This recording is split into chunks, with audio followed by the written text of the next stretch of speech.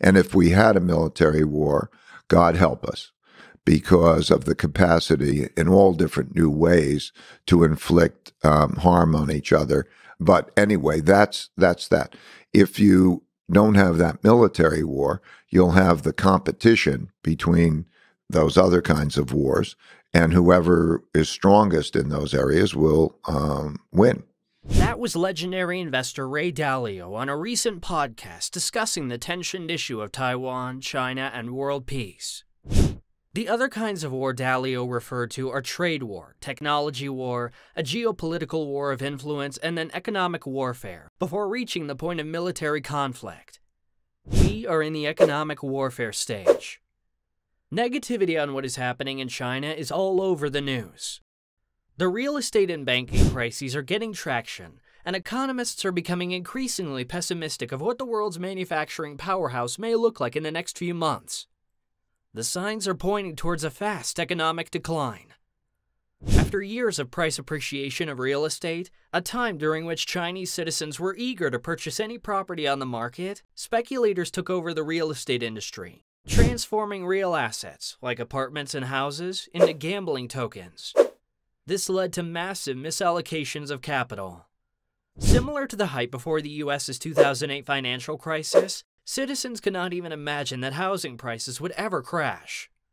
This mentality pushed many people into taking ruinous financial decisions, like plunging all of one's savings into real estate in hoping to benefit from what seemed to be unstoppable price appreciation.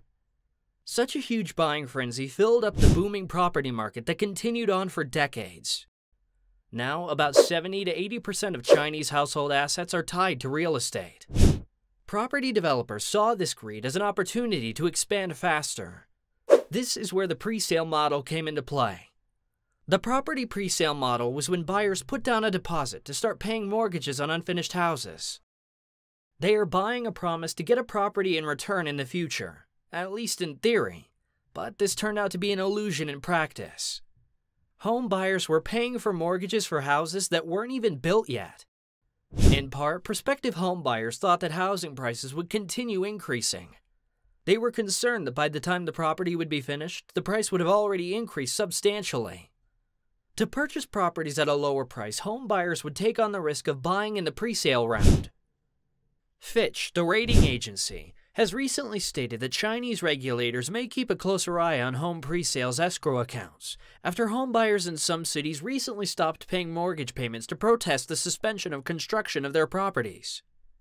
However, to completely stop the pre-sale process at this moment in time would be suicidal for the Chinese economy.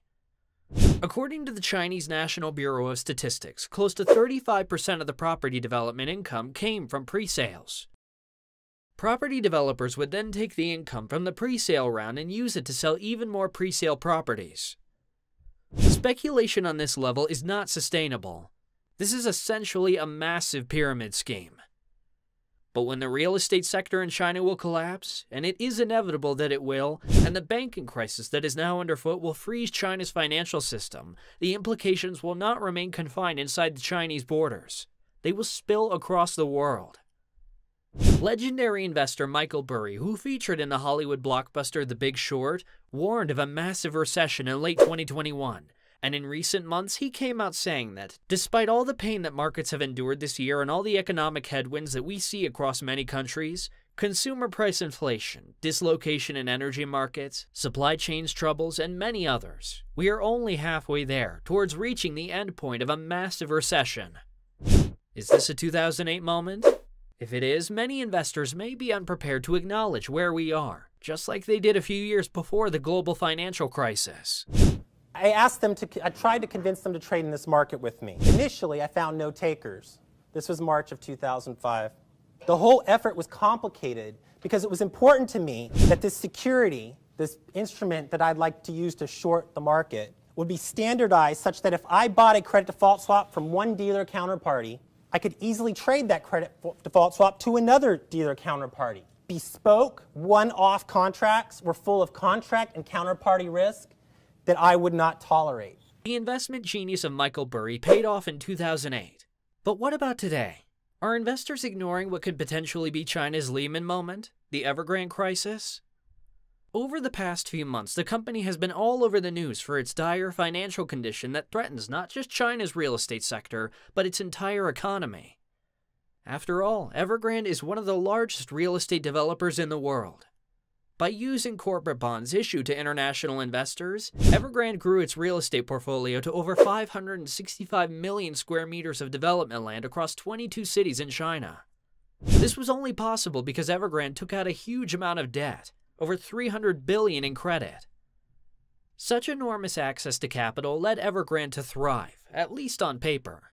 In 2018, Evergrande became one of the most valuable and strong real estate brands in the world. Beneath the attractive numbers and glamorous brand, however, things were not looking well, and in less than 2 years, the company became known as the world's most indebted real estate developer. As investors began to realize that Evergrande was in major trouble, the positive sentiment surrounding the company began to shift dramatically. Credit agencies, such as Moody's, had to downgrade Evergrande after the company failed to repay a $260 million interest payment. More recently, Fitch announced that the rating agency has withdrawn its ratings on the Chinese homebuilder China Evergrande Group and its subsidiaries, Hengda Real Estate and Tianji Holding Limited, as Evergrande and its subsidiaries have chosen to stop participating in the rating process.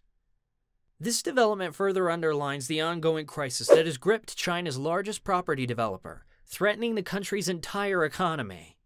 The credit outcry in response to this has been extreme, as Evergrande's bond prices have fallen significantly since May 2021, when the first signs of trouble started to spread across the market. International bondholders are now threatening to sue Evergrande in response to its debt crisis, which has been growing over the past year or so, leaving many creditors without a choice but to appeal to legal action. Evergrande's situation has not been made better by Xi Jinping's crackdown on the Chinese real estate sector in an attempt to reduce the rampant speculation that has been plaguing the industry for a while. Xi's mantra is that homes are for living in, not for speculation. Although President Xi's actions may be well-intended, they are a threat to China's economic stability, as they involve a large-scale deleveraging process. Evergrande may be a large fish in the pond, but it's simply just one of many developers that seem to be in deep financial trouble. When you add these events to the ongoing banking crisis and also to the demographic slowdown that China is witnessing as a result of the one-child policy, the warnings drawn by Ray Dalio and Michael Burry and, indeed, other titans of investing are not merely theoretical, but actually seem real and inevitable. What the coming months will bring to the world economy is some sort of slowdown. How brutal this slowdown will be is going to depend on what policymakers will be able to do. However, with a war in Eastern Europe, an energy crisis affecting many developed nations, and with central banks already on their way to tighten monetary policy even more, it is highly questionable whether the slowdown can be prevented. What do you think? Do you agree with Dalio and Burry? Let us know in the comments section below. And if you want to see more content like this, please make sure you like this video, subscribe to our channel, and hit the notification bell for future updates. See you next time.